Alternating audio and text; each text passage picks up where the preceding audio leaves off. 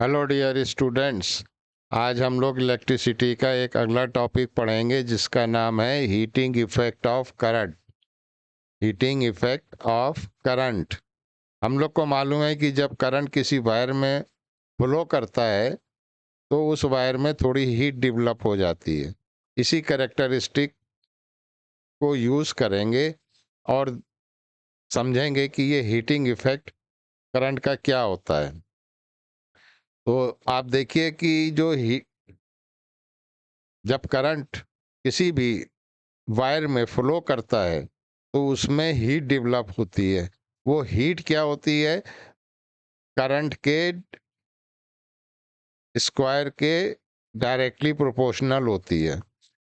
उस वायर में कितना करंट फ्लो हो रहा है उसके स्क्वायर उसका स्क्वायर कर दिए तो उसके डायरेक्टली प्रोपोर्शनल होती है। यानी अगर करंट जो है वो आई फ्लो कर रहा है तो हीट क्या होगी? आई एच से हमने हीट दिखाई है, वो डायरेक्टली प्रोपोर्शनल होगी स्क्वायर ऑफ द करंट के। एक फैक्टर तो ये है। दूसरा फैक्टर क्या है कि रेजिस्टेंस के ऊपर भी डिपेंड करती है। तो हीट जो है जो प्रोड्यूस हो रही है वो डायरेक्टली प्रोपोर्शनल होती है रेजिस्टेंस आर के, जो वायर का रेजिस्टेंस आर है। और कितनी देर के लिए फ्लो हो रहा है वो करंट, तो हीट किस पे डिपेंड कर रही है? टाइम पे भी डिपेंड कर रही है। तो हीट किस पे डिपेंड करती है? स्क्वायर ऑफ द करंट पे। डायरेक्टली प्रोपोर्शनल है किसके? रेजिस्टेंस ऑफ द वायर के। और डायरेक्टली प्रोपोर्शनल है टाइम के। तो अगर हम इन तीनों को कंबाइन कर दें तो हमारे पास ये इक्वेशन आती है। एच जो है वो डायरेक्टली प्रोपोर्शनल है आई स्क्वायर आर टी के। तो ये हमारी हीट डेवलप हो गई। इस फार्मूले से हम निकाल सकते हैं कितनी हीट प्रोड्यूस हो रही है, आई स्क्वायर आर टी। और इसका यूनिट होता है जूल। अगर कैलोरी में निकालना है तो इसको 4.18 से डिवाइड कर देंगे। मतलब आई स्क्वायर आर टी, इसको आप डिवाइड कीजिए 4.18 से, तब ये कैलोरी में कन्वर्ट हो जाएगी। तो ये जब 4.18 का रेसिप्रोकल लेते हैं तो ये 0.24 आता है। 0.24 आई स्क्वायर आर टी।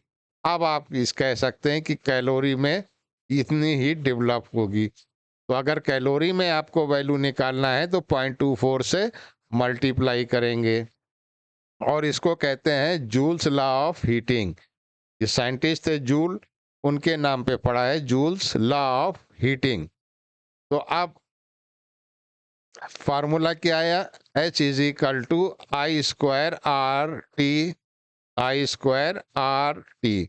अब इसको अगर हम ऐसे लिख दें, I R into I into T, तो देखिए आई आर क्या है? ओम्स लॉ के हिसाब से वोल्टेज है, तो वी आई इंटू टी। तो देखिए ये फार्मूला बन गया है वोल्टेज और करंट के टर्म्स में। ओम्स लॉ से करंट की वैल्यू निकाल लें, I is equal to V upon R. तो अब अगर हम यहाँ पे वैल्यू पुट कर दें, ये वी तो ऐसे ही रहा, आई की जगह हम पुट कर दें V upon R into T, तो ये क्या बन गया बच्चों? V square upon R into T. तो एक फार्मूला ये भी बन गया। तो ओम्स लॉ आप लगा के हीटिंग की वैल्यू कैलकुलेट कर सकते हैं। अब चलिए एक एग्जांपल कर लें कि a current of 2.5 ampere is flowing through a resistor of 20 ohm for 10 minutes. एक रेजिस्टर है, उसमें करंट फ्लो कर रहा है। ये एक रेजिस्टेंस है, इसकी वैल्यू दे रहा है 20 ओम। और इसमें जो करंट फ्लो कर रहा है वो 2.5 एम्पियर है। और 10 मिनट्स के लिए आपने इसको फ्लो कराया, तो अब क्या होगा? यहाँ पे हीट डिसिपेट होगी, वही हीट हमको निकालना है। तो देखिए करंट हमको दे रहा है 2.5, रेजिस्टेंस दे रहा है 20 और टाइम दे रहा है 10 मिनट, जिसको सेकंड में चेंज कर दिया 10 इंटू 60। तो ये कितना हो गया? 600 सेकेंड्स। तो हीट क्या होती है? आई स्क्वायर आर टी। तो बस ये तो बहुत सिंपल है, वैल्यू पुट करना है, आंसर आ जाएगा। तो आई की वैल्यू पुट कर दी 2.5, आर की वैल्यू पुट कर दी 20 और टाइम की वैल्यू 600। तो देखिए ये आपके पास वैल्यू आ गई 18,000 कैलोरी। इसमें एक मिस्टेक हो गई बच्चों, यहाँ पे 0.24 जरूर होगा। ठीक है, तो इसको जरा चेक कर लें कि हमारा ये आंसर सही है कि नहीं। इसको बहुत सिंपल क्वेश्चन है। तो 0.24 इसको मल्टीप्लाई किया 2.5 इंटू 2.5 इंटू 20 इंटू 600, तो आपके पास 18,000 कैलोरी आंसर आ गया। ठीक है, 0.24 इसमें लिखने से रह गया था, टाइप करने से, ये टाइपिंग मिस्टेक थी। तो 0.24 से मल्टीप्लाई करेंगे तब कैलोरी आएगी, वरना ये हो जाएगा जूल में। तो 18 किलो कैलोरी, इसको आप ऐसे भी लिख सकते हैं 18 किलो कैलोरी। ठीक, बहुत सिंपल है। अब आइए एक क्वेश्चन और कर लें। Water in an electric kettle connected to a 200 volt supply takes 5 minutes to reach its boiling point. एक इलेक्ट्रिक केटल है जिसमें जो सप्लाई कनेक्ट की है वो 220 वोल्ट है और 5 मिनट उसमें के लिए कनेक्ट करते हैं तो हमारा वाटर बॉयल हो जाने लगता है। फिर क्या कह रहा है, how long will it take, कितना टाइम लेगा, if supply voltage falls to 200, अगर उसका वोल्टेज घट के 200 वोल्ट हो जाए। तो देखिए पर्पस क्या है कि वाटर को बॉयल करना, वाटर को बॉयल करना। तो हीट तो हमको सेम चाहिए दोनों केस में। तो पहले वोल्टेज क्या था, V1 is equal to 220 volt और टाइम क्या था 5 मिनट्स। दूसरे केस में क्या हुआ, वोल्टेज हमारा डिक्रीज हो गया, 200 वोल्ट हो गया और कह रहा है टाइम बताइए। तो देखिए दोनों केसेस में हीट सेम रहेगी क्योंकि वाटर को बॉयल करना है। तो H1 is equal to H2।